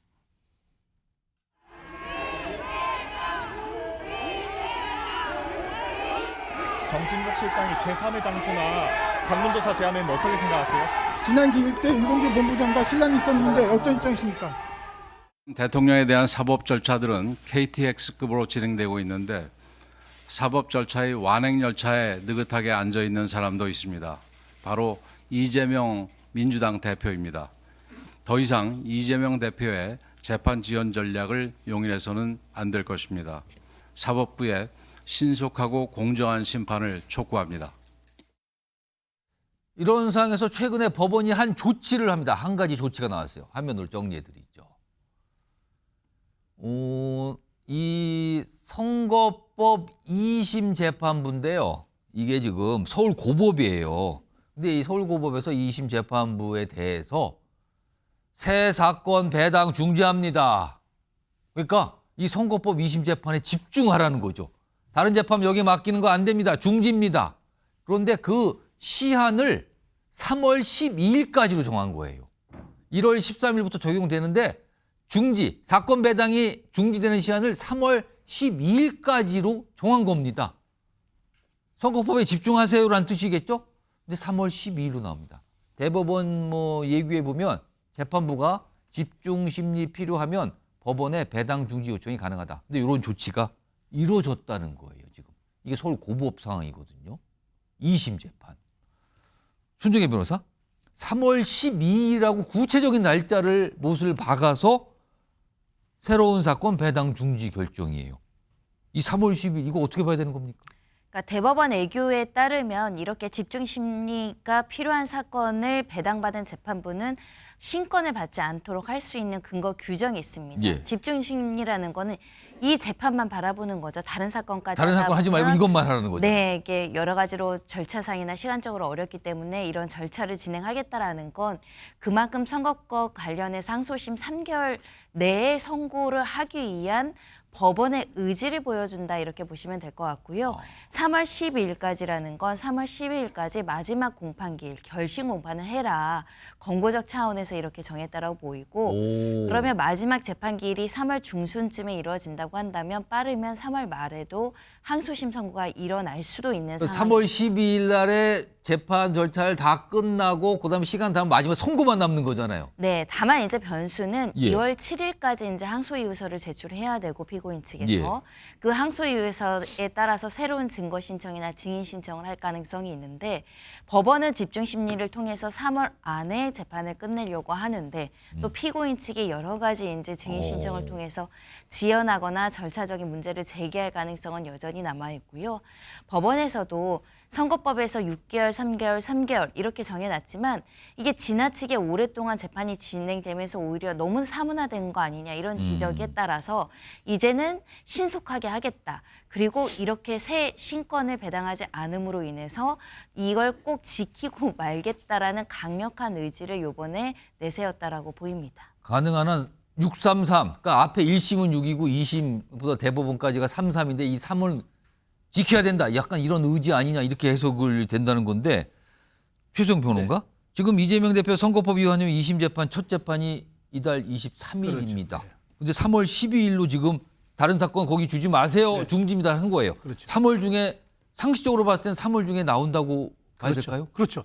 저는 지금 대법원, 그러니까 고법이든 지금 대법원이든 굉장히 여기에 대해서 속도를 내는 게 그렇습니다. 지금 사상 초유의 대통령에 대한 탄핵이 진행되고 있고 대통령에 대한 탄핵 심리가 헌재 한 트랙, 그다음에 수사가 한 트랙으로 진행되고 있는 와중에 이재명 대표 사실 야권의 유일무이한 사실을 지금 뭐 지지도를 갖고 있는 사람이에요. 그런데 이재명 대표가 정말 이렇게 주렁주렁 사법 혐의를 가지고 계속적으로 대권 레이스에 가는 것 이거 사법부가 해결해 주자면 안 됩니다. 지금 여의도가 해결할 수 있는 건 없어요. 지금 모든 것들이 정치적인 모든 것들이 추가 사법부 아니면 헌재 우리가 지금 여의도의 모든 사안들이 지금 그 사법부의 영역으로 지금 넘어가 있는 상황에서 최소한 사법부가 이렇게 불확실성 그다음에 혼돈의 상황이 될 수 있는 이런 여러 가지 리스크들을 정리해 주지 않으면은 굉장히 우리 국민들이 선택을 잘못할 수도 있는 그런 상황이 올 수도 있기 때문에 저는 대법원이 권고했고 그 고법이 받아들였기 때문에 무조건 3월엔 나올 거라고 보고 다만 3월에 나오는 것과는 별도로 그 헌재에 대한 대통령의 심리가 언제 끝나느냐에 따라서 대선이 작용되기 때문에 대법원의 판단까지가 어떻게 될지 이게 최종 변수가 될 것 같은데 어쨌든 대법원의 2심의 판결 날짜와 그다음에 윤석열 대통령의 헌재 그 판결 날짜가 어느 정도가 될 것인가가 지금 올 전국에는 가장 큰 변수가 될 수밖에 없죠. 3월 12일이라는 날짜가 나왔어요. 정기란 교수님, 혹시 이재명 대표 쪽에서는 또 선고를 좀 가능한 늦추려는 그런 의도를 갖고 있다고 봐야 될까요? 글쎄요, 뭐 국민이 다 지켜보고 있고 또 대법원 고등법원에 대한 어떤 이 판결 사법 판결 과정에 대한 국민적 관심이 집중돼 있기 때문에 지나치게 어떤 뭐 변론을 절차를 연장한다든가 증인 채택들을 무리하게 한다든지 해서 뭐 사법 이 심판을 좀 늦추려고 한다 이런 의도를 보이지는 저는 않을 걸로 보여집니다. 단 방어권 보장 절차는 충분히 이루어져야 되겠죠. 그리고 지금 뭐 여당에서 계속 그 재판 일정과 관련해서 여러 가지 문제 제기를 하는데 저는 기본적으로 사법부가 뭔가 이 신속한 판결을 하는 것은 사법부의 책무이죠. 그리고 공직선거법 270조는 훈시 규정이 아니라 강행 규정입니다. 그렇기 때문에 사법부가 좌고 우면 없이 정해진 절차에 따라서 하는 것이 중요하고 이재명 대표 또한 앞서 우리 앵커께서도 얘기했습니다만 뭔가 이재명 대표가 사법 리스크를 회피하거나 조기 대선에만 관심이 있는 거 아니냐 이런 이미지에서 좀 벗어날 필요가 있다. 그러려면 뭔가 민생과 국정을 챙기려고 하는 균형 있는 책임 있는 세력으로서의 어떤 야당 대표 주자 이런 이미지를 보여주는 것이 더 우선적이다라고 생각돼요. 요거 최수영 평론가 짧게 만약에 3월 중에 2심 선고가 나온다고 보신다 그랬잖아요. 근데 1심과 마찬가지로 굉장히 유죄가 확정 그 2심도 유죄로 나온다면 그러면 이게 정치 상황이 어떻게 되는 겁니까? 저는 민주당의 균열이 가속화될 거라고 봅니다. 왜냐하면 지금까지는 이재명 대표의 리더십이 강고하게 작용하고 있지만 예. 2심에서 유죄 판결이 나온다는 건 대법원은 사실상 서류심이기 때문에 거의 그대로 가야 된다고 보거든요. 그렇다면 실질적으로 대선이 어느 시점에서 치러지냐도 중요하겠지만 설령 대선이 치러져도 그렇게 무거운 혐의를 주렁주렁 달고 과연 국정을 운영할 수 있느냐? 여러 측면에서 아마 상당한 균열이 나오는 그 트리거, 방아쇠가 저는 될 거라고 봅니다. 3월 12일이라는 법원이 판단한 날짜. 이게 과연 어떤 의미일까? 여러 가지 해석이 가능한 상황입니다. 지금. 자, 다음은요. 마지막 주제 하나 준비되어 있는데요. 우리로서는 좀 걱정스러운 얘기를 우리나라에 계신 분이 한 게 아니에요. 저기 바다 건너서 미국에서 곧 장관이 될 걸로 보이는 한 인물이 얘기를 했습니다. 트럼프 행정부, 곧 들어서는 트럼프 행정부의 일원인 거죠. 키워드부터 보겠습니다. 북한은 핵 보유국. 이 무슨 말입니까, 지금? 우리는 북한의 핵을 인정 안 하잖아요. 그리고 아예 그 핵을 없애는 게 목표 아닙니까, 우리의? 근데 미국의 트럼프 행정부의 장관이 될 것 같은, 왜냐하면 지명이 됐어요, 장관 후보자로. 근데 그 인물이 이런 얘기를 꺼내난답니다. 화면 보겠습니다. 피트 헤그세스라는 인물. 그냥 장관이 아닙니다. 미국의 국방장관 지명자입니다. 그럼 미국의 안보를 책임지는 장관이잖아요. 그리고 미국의 국방장관은 미국 안보만 책임지는 게 아니라 다른 나라와의 특히 동맹들과의 안보 문제에 긴밀하게 협의해야 되는 자리인데 이런 인물이 지금 청문회 받아야 되거든요. 근데 거기에 어떤 답변서를 냈다는데 북한은 핵 능력 보유국입니다. 핵 보유국이에요. 그리고 북한은 한반도 및 전 세계 안정에 위협을 가합니다. 이건 알겠어요, 밑에 거는. 근데 핵 보유국이라고요? 핵 국가라고요, 지금? 이러면 이게 여러 가지 문제가 발생을 합니다. 지금 아직 미국 정권이 완전히 바뀐 건 아니잖아요. 미국 백악관 안보 담당자가 이 얘기를 하고요. 그리고 뉴스와이드가 안보 전문가, 외교 전문가 취재됐습니다. 목소리 들어보시죠.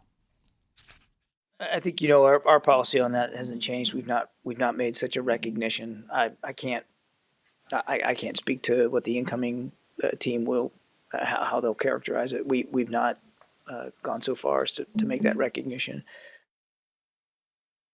지난 7월, 8월 미국 민주공화당 전당대회 때도 양당의 정강 정책에 북한의 완전한 비핵화가 빠졌습니다. 워싱턴의 기본적인 분위기는 북한의 완전한 비핵화는 비현실적이다라는 것이고요. 북한을 군사적으로 억제하는 것이 훨씬 중요하다라는 이제 그런 인식이 팽배해 있죠. 한국뿐만 아니라 많은 국가들이 핵 족쇄가 풀리기 때문에 핵의 개발에 나설 가능성이 크고 그러면 핵 도미노 현상이 발생할 수 있다고 생각합니다. 정기란 교수님, 뭐 평소에 이런 거 관심 있게 보고 계신데 그럼 새로 들어설 트럼프 2기 행정부의 목표는 비핵화가 아니고 북한 핵 인정하고 뭐 군축 정도 하고 이러겠다는 겁니까? 트럼프도 이런 생각이라고 봐야 될 거고요? 실제로 지금 그런 우려가 굉장히 커지고 있죠. 지금 이번에 피터 헤그세스 이른바 국방부 장관 청문회에서 나온 얘기는 정서적으로 보면 그렇습니다. 우리가 일본 외교정책 얘기를 할 때 이런 얘기 많이 하셨습니까? 망언이죠. 정서적으로 보면 망언이지만 실제로 미국 내에서 북한의 비핵화에 대한 회의론이 커지고 있다는 점에서는 대단히 하나의 사인일 수 있다. 그리고 이것이 트럼프 2기 체제에서의 대북 정책, 이른바 대한반도 정책의 근간을 이룰 가능성이 높다는 점에서 그 심각성이 커 보입니다. 실제로 우리에게 가장 큰 최악이라고 하는 게 뭐겠습니까? 결국은 미국이 본토에 영향을 줄 수 있는 탄도미사일 이거 포기시키면서 대북 제재를 풀어줘 버리는 그것이 우리 남한은 거기서 우리 한국은 빠져버리고 아니 협상에서 빠지고 북한과 미국과의 직접談판에 의해서 만약에 결정되는 그런 최악의 상황까지도 염두에 두고 저희는 준비해야 되는 상황에 놓여 있다 이렇게 보여집니다. 최수영 평론가. 지금 방금 전에 이 국내에 계신 전문가분도 지적을 했는데 만약에 북한이 핵무기를 가진 걸 인정하겠다. 대신에 핵무기 좀 줄이자. 군축하자. 이 정도로 가면은 당장 우리나라 내에서도 이거 큰일 났습니다. 우리도 핵무기 가져야 되는 거 아닙니까? 이 주장 또 나오지 않겠습니까? 그렇죠. 미국이 지금 그 미국, 중국, 러시아, 영국, 프랑스 같은 사실상 그러니까 아예 핵 보유국 말고 그다음에 북한을 지금 인도, 파키스탄, 이스라엘처럼 사실상의 핵 보유국으로 인정하겠다는 거는 이제는 비핵화의 방점이 찍힌 게 아니라 이른바 핵의 감축, 이른바 감축 이제로 들어가겠다는 얘기인데 그러면 자체 우리 핵무장론도 탄력을 받을 수밖에 없죠. 최소한 여권 일각에서 나오는 전술핵 배치 정도 그 얘기는 금방 나올 거라고 봐요. 그리고 이게 도미노 현상이 벌어질 수 있는 게 그렇다면 이게 핵은 또 핵을 부를 수밖에 없는 상황이라서 다른 나라들도 또 움직일 거 그렇죠. 아닙니까? 그러면 동아시아 질서가 다시 한번 재편될 수도 있어서 저는 이 부분에 대해서는 아직은 이게 피트 헤그세스 국방장관 후보자의 인식이지만 실질적으로 트럼프 대통령도 같은 생각을 갖고 있는지 이 부분은 대단히 중요하기 때문에 저는 이게 확인이 된다는 타이밍이 오면은 우리 입장에서는 전술핵 배치부터 다양한 옵션을 가지고 미국과 또 협상을 해야 되는 부분이 있어서 여기에 대한 어떤 논의들이 탄력을 받지 않을까 그런 생각은 듭니다. 최전 보니까 혹시요 이 국방장관 후보자인 이 헤그세스 사실 군복무를 하긴 했다 그래요. 그런데 사실 국방장관 지명되기 전에 직업이 방송 앵커 아니었습니까? 방송 앵커 아닙니까? 그 국방에 대해서는 문외한이라고 볼 수 있는 거 아닙니까? 그냥 모르고 막 한 말 아닐까요 혹시? 그래서 제가 핵 능력 보유국이라고 이제 그 피트 헤그세스는 뉴클레어 파워라고 그랬는데 실제로 핵 보유국은 뉴클레어 웨펀 스테이트라 그래가지고 아예 명시가 표현이 다릅니다. 근데 이걸 헷갈렸는지 아니면은 일부러 이렇게 얘기했는지 아니면 정말 본인이 소령 정도로 예편했기 때문에 군사 지식에 대한 무지를 드러낸 건지 이건 아직 확인이 안 되기 때문에 한반도 핵 상황을 알고 얘기하긴 잘 한 걸까요? 모르는 것 같아요. 우리 아세안 플러스 3, 아세안 플러스 10도 잘 그 구별이 안 되는 것 같아서 마지막 질문에서는 그래서 헤그세스의 저 얘기가 실질적으로 미국 정부의 생각인지는 조금 확인을 해봐야 될 대목은 있습니다. 차라리 그냥 잘 모르고 한 말이다 그러면 조금 수술되겠는데 그렇죠. 아니다 이건 소신이다 그러면 이게 또 심각해질 수가 있습니다. 일단 이런 상황입니다. 자, 잠시 후 뉴스 7에서는 한쪽 엔진에서만 깃털이 나온 것으로 알려진 제주항공 4호기의 또 다른 엔진에서도 깃털이 발견됐다는 소식을 단독으로 전해드릴 예정입니다. 자, MBN 뉴스와이드 오늘은 여기까지 마무리하겠습니다. 시청해주신 여러분 고맙습니다.